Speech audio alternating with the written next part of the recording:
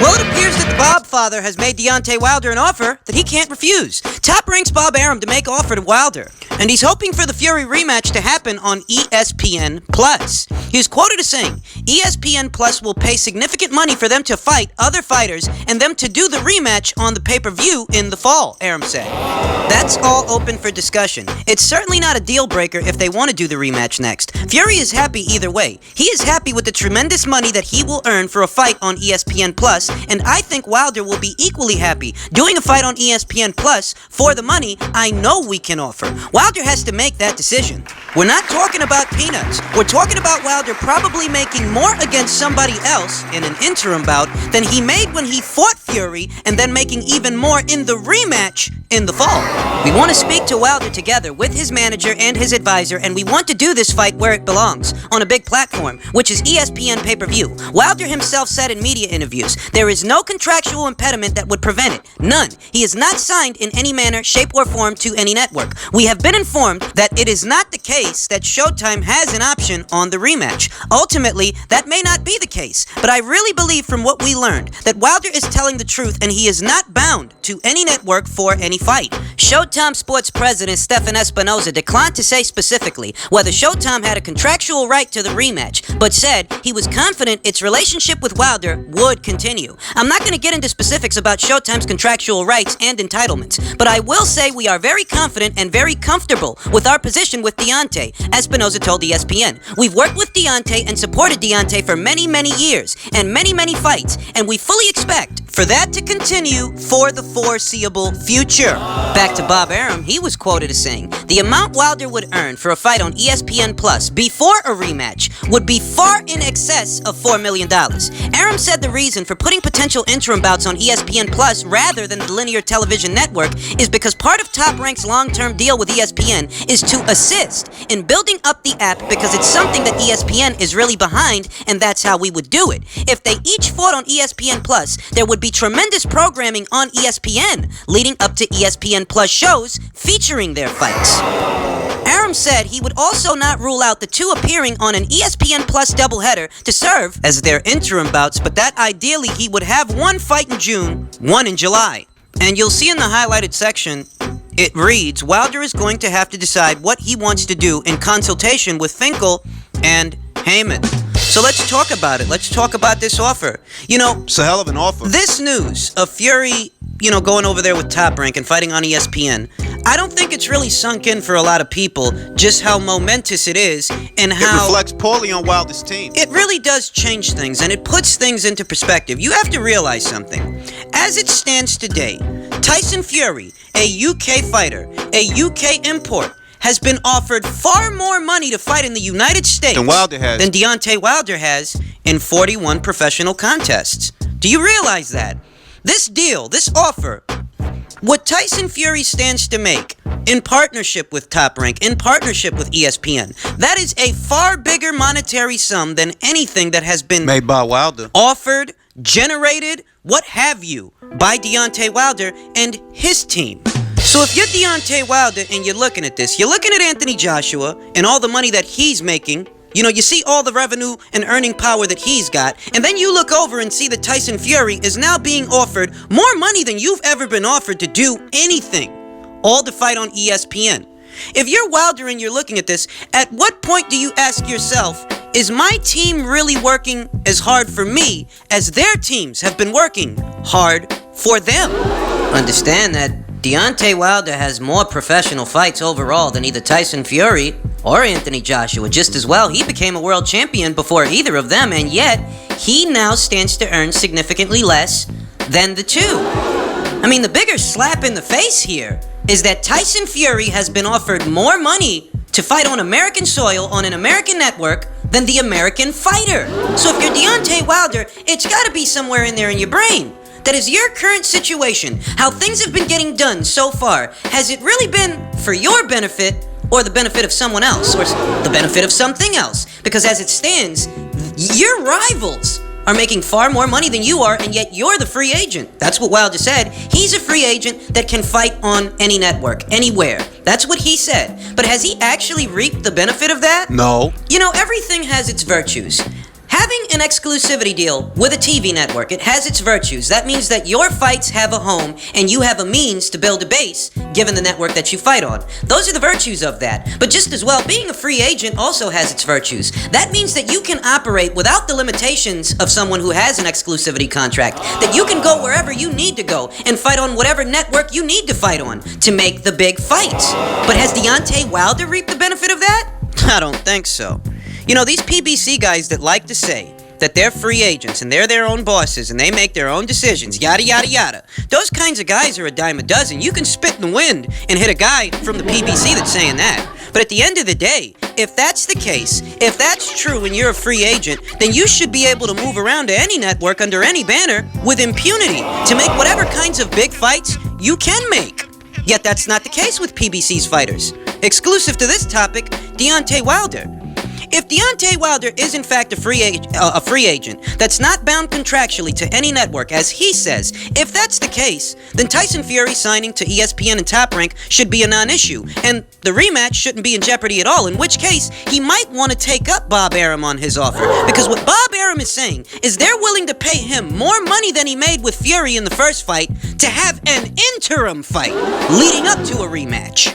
So if Deontay Wilder wants to do what's best for Deontay Wilder, then he would do wise to take up Bob Arum on that offer, because what he's been doing so far, it really hasn't been working. Ladies and gentlemen, whether you like Wilder or you don't like Wilder, these are the facts. Deontay Wilder has 41 professional fights, something like that, about 41 fights. And he is largely unknown to the American public. He is just now starting to pick up steam. So that already reflects poorly on his team. Whoever's been in the background trying to make this guy a star, you haven't done it. You have failed.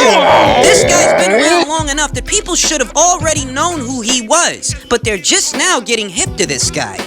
Now, if Deontay Wilder himself wants to remain a free agent, or if that's a decision that he made, however the fuck it came into being, if he wants to reap the benefit, the full benefit of being a free agent, then moving around to different networks for different fights that are with, different fights with different fighters that are under different banners, then that's how he would do that. Essentially, if he wants to reap the full benefit of being a free agent, which is what he claims he is, then going to any network to fight any fighter, that involves that. That's a part of that.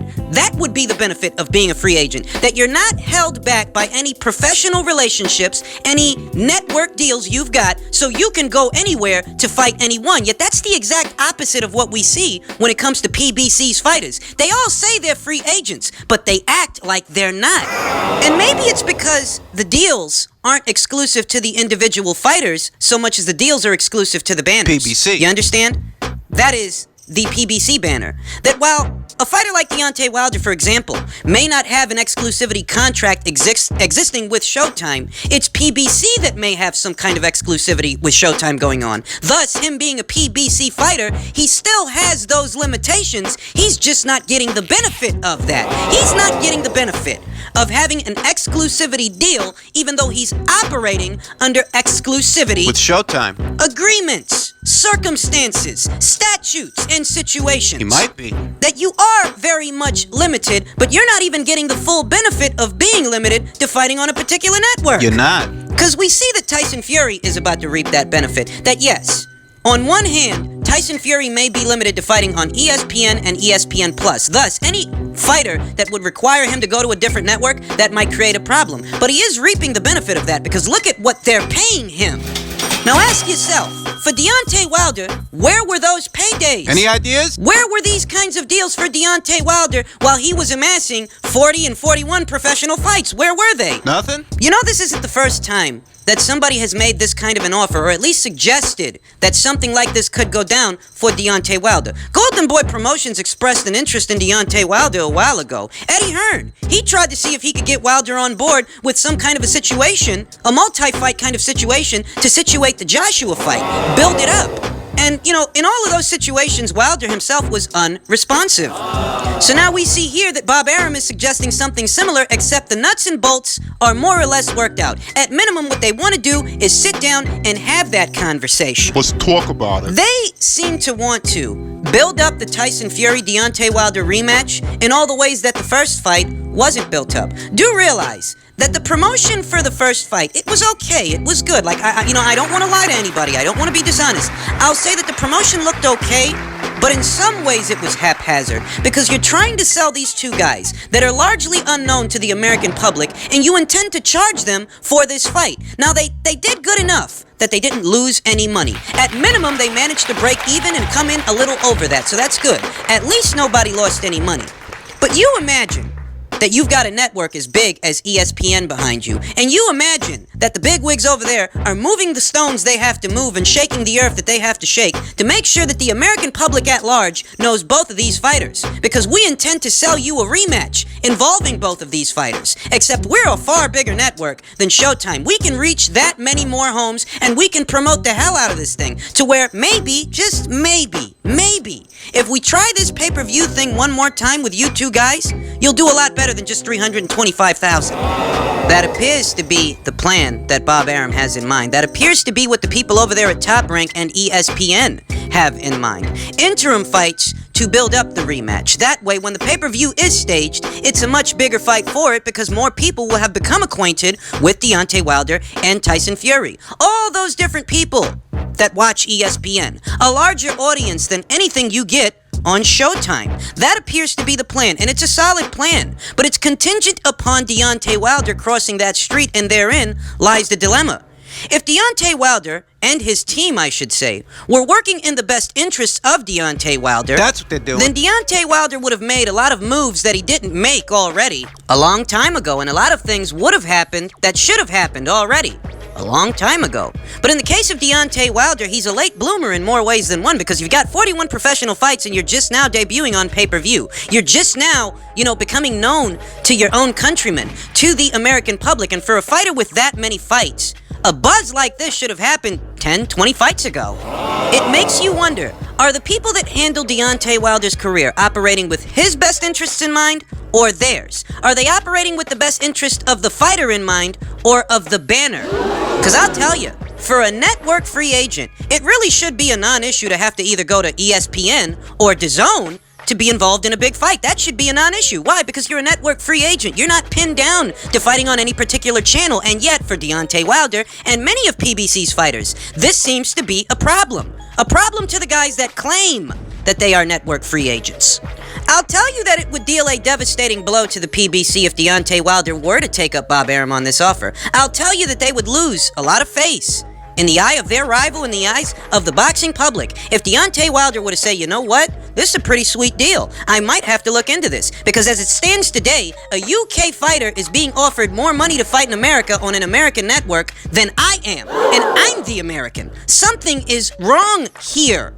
You know that all these different YouTube channels that are out there comprised of Deontay Wilder's biggest fans, his sycophants, his yes men, the guys who regularly wave pom-poms whenever this guy does something or says something. All these different guys, for all those different videos that they make regarding subjects involving Deontay Wilder, why don't they ever ask the question, how is it possible that he has this many fights and his career isn't already further along?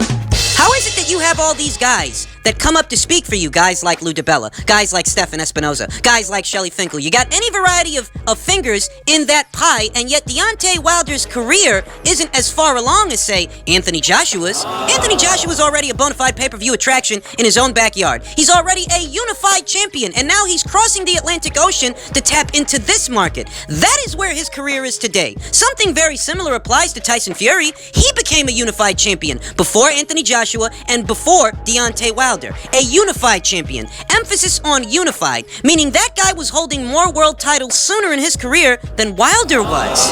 And now he is also crossing the Atlantic to tap into this market. And he's being offered buku dollars whether he fights Wilder next or not.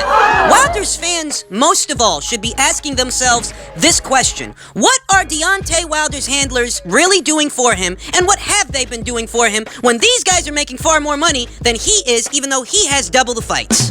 Rather than addressing these realities of what appears to be their favorite pony in the show, their favorite heavyweight, rather than addressing these realities, these grotesqueries of Deontay Wilder's career, these guys choose to play dumb, turn a blind eye to all of this. You know, it's almost like they don't understand that Deontay Wilder really should be in a different place in his career right now than where he is. He should be further along. And rather than addressing this, these guys will fabricate all sorts of narratives and conspiracy theories instead of addressing what's right in front of you, that there are two heavyweights from the UK right now that are being offered more money to fight in America than your guy is. So something's definitely wrong here. For this high opinion that you have of Deontay Wilder, the reality of it all doesn't seem to align with your personal preferences, your personal perceptions, not just of Deontay Wilder, but how careers are being handled over there at the PBC. Because that's what it stems from. This is all an extension of an inflated opinion of Al Heyman and how he handles fighters' careers. Because these guys seem to think that he's the Kaiser Soze of boxing. But if this guy's the Kaiser Soze of boxing, why are the two other heavyweight champions, so to speak, because Fury is the lineal champion, depending on who you ask. But if Al Heyman is this all-powerful spectre in the sport of boxing, then why is it that both Anthony Joshua and Tyson Fury, who now fights for Al Heyman's rival, why are they making more money than Wilder if Al Heyman's the all-powerful one? You talk to some of these guys in regards to what goes on over there at the PBC and how careers are being managed, it being that they don't represent themselves as a promotional company so much as a managerial company. Alright, since you guys are a managerial company, what's going on with how you're managing these fighters? Why is a fighter as young as Gervonta Davis only fighting once a year, and why isn't he fighting any of the guys in his own weight class? Why is Deontay Wilder, who has 41 professional fights, making significantly less money than the other big names in his weight class? What's going on with that? If a fighter like Errol Spence is this boogeyman of the welterweight division, then what's he doing fighting a 135-pound fighter? There's a champion right there that's calling him out. What are you guys doing to iron out the details for that fight? Essentially, if you guys are a managerial company and not a promotional company, what the hell is going on with how you're managing these fighters? That's the question, ladies and gentlemen. I'm gonna drive this point home. You might not want to wrap your mind around this. You might not want to understand it. But at the end of the day, if Deontay Wilder is right, and he's a free agent, and he can go anywhere to fight anyone, then why would there even be a hubbub that Tyson Fury signed to ESPN? That shouldn't mean shit to a free agent, if that's what Wilder really is.